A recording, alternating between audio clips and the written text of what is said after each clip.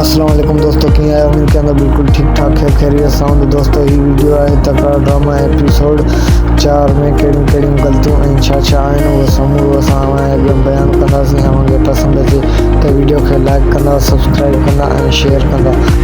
सो बिना टाइम ज़ाया करे वञे हलूं था वीडियो जी तरफ़।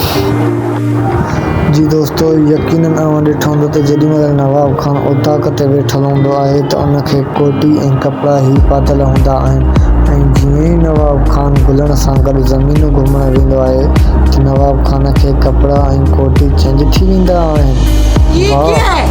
जी यकीनन दोस्तों, तव्हां ॾिठो हूंदो त हाजन टेणू उर्फ़ सिजाउल खान केतिरो मशहूरु अदाकार आहिनि ऐं के दोस्त त एतिरा उन जा फैन आहिनि त ही तकड़ा ड्रामो सिर्फ़ु सिजाउल खान जे करे ई वॉच कंदा आहिनि।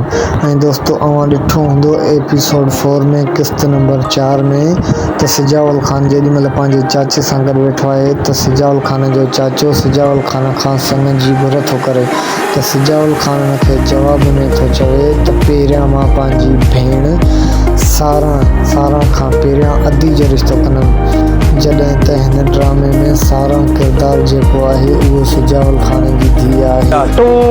यकीनन दोस्तों तव्हां इहो ॾिठो हूंदो त जेॾीमहिल सिजाउल खान, लाला, सलीम ऐं अकबर जेॾीमहिल नवाब खान जी चोरी करणु वञनि था त तेॾीमहिल सिजाउल खान खे टोपी ऐं कपिड़ा हिकिड़े कलर जा आहिनि ऐं जीअं ई हू घर वञे थो ऐं नेहरूअ सां ॻाल्हि ॿोल करे थो त उन्हनि जा कपिड़ा चेंज थी था वञनि। वाह भाई, मज़ा आया। सो दोस्तों ही वीडियो कंहिंखे बि घटि ॾेखारण लाइ न आहे, ही वीडियो सिर्फ़ु ऐं सिर्फ़ु मज़ाक़िया तौरु ठाहियो वियो आहे। दोस्तों तव्हां सां गुज़ारिश आहे त तव्हां असांजे चैनल खे सब्सक्राइब कंदा, बेल आइकन खे ज़रूरु प्रेस कंदा ऐं शेयर कंदा, लाइक कंदा त अहिड़ी मज़ीद मालूमात तव्हां ताईं सभ खां पहिरियां पहुचे। महिरबानी।